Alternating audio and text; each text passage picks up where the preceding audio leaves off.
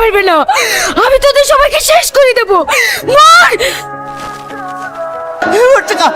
পালা পালা, এই মেয়ের ভাইবে, এই পালা।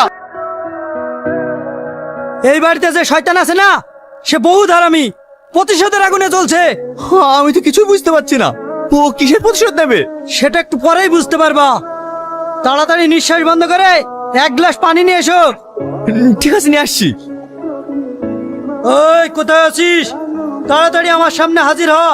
আমি নমুনা চাইনি, তুই তাড়াতাড়ি আমার সামনে আয়। দুটো প্রশ্নের উত্তর নিয়ে চলে যাব।